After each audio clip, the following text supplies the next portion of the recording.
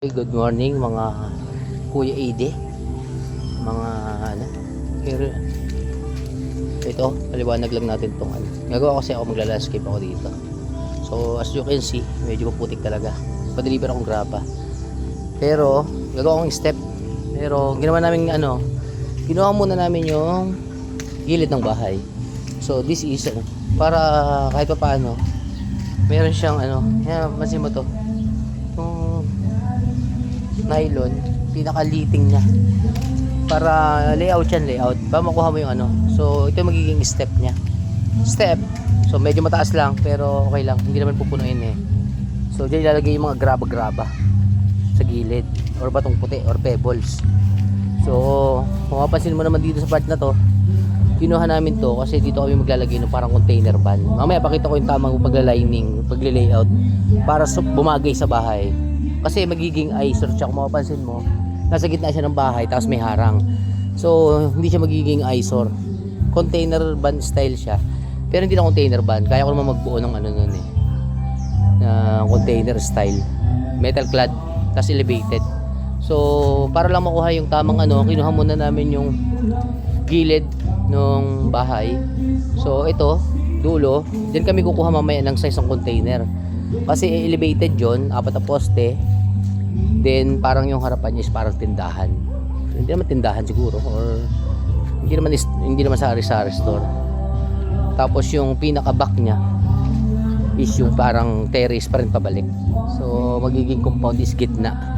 Tapos puro puno na yung gilid. So you can see the difference after the development. So ito yung lalagay kong kubo.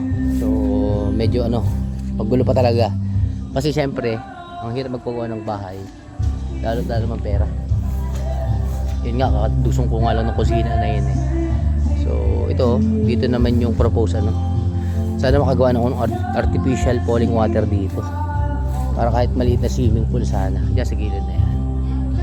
So ilandscape natin ng maayos. May pagka-engineer naman tayong konti. Pumasok tayo sa PUP. Naka 2 years naman tayo sa Civil Engineering Department before tayo nagpulis. So hindi na naman tayo pang solar, hindi naman tayo pang electrician lang. So ito, sa layout pwede rin tayo dito. So that is the idea. Para hindi naman maging eyesore yung mga gagawin nyo. Kasi mahirap naman magkukuha pa ng landscape artist or kung ano pa man. Sayang din kasi. Instead na i-bayad mo na lang sa labor mo, magkukuha mo pa yung gusto mo. So that's the difference. Kung mapansin mo, step yun, step. Yan yung nilagyan ng mga design. Pwedeng punong kahoy ang ibabaw or walisin na lang para matalas siya. Para hindi siya madudulas. Hindi siya lumutin. So dalawa lang ang nagawa niyang step. So okay lang yan. Alternate lang. So dalawa. Saka natin ayusin ngayon ang mga tanim. So kung mapapansin mo yung gilid na yun, ako nag-welding nun eh. Yun. Welder din ako minsan. Yan. Yung mga elevated na yan. So ito. Okay. Kung mapapansin mo, elevated siya, di ba? Sa pwesto namin sa Balikatan kasi, meron kaming malapit na junk shop. Ito yung mga binibili ko. Mga kilo-kilong bakal. So every time na uwi ako dito, may dala ko. Then nagwe-welding ako. So elevated na siya. Yan ang magiging pader. Ganyan lang, simple lang. So yung avocado, ano ba ito? Guayabano, rambutan.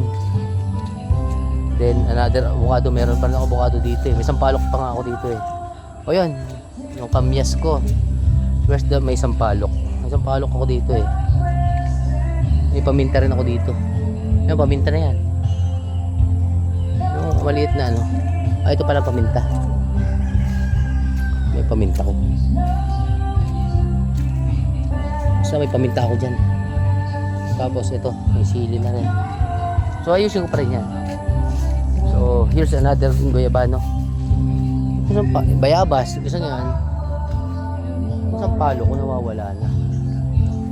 So may isang palok pa ako. Ayun, sa gilid. Isang palok. So basurahan pa muna kasi nagla-landscape pa nga eh. So medyo magulo pa talaga. So you will see the difference after the So ito nga, nagtumbahan na pala dito. Malakas talaga ang hangin nga pala. Kawawa din ang mga tanim. My goodness. Nagbali siya.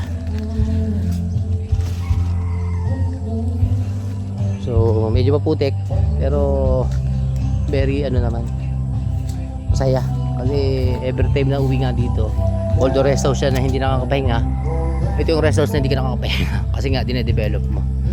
Ito naman yung right of way, this is the right of way papunta naman doon sa isang lupa namin doon sa likod, para although part ng lupa yan pero hindi na yun, para at least makasalta doon sa Riles kasi yung likod, pupunta naman doon sa gagawing bubuuhin campsite. May bubuuhin akong campsite doon basta mag-successful lang itong aking mga solar build na to.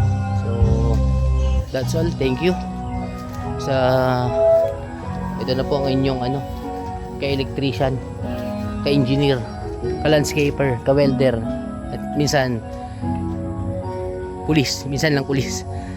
That's all, thank you.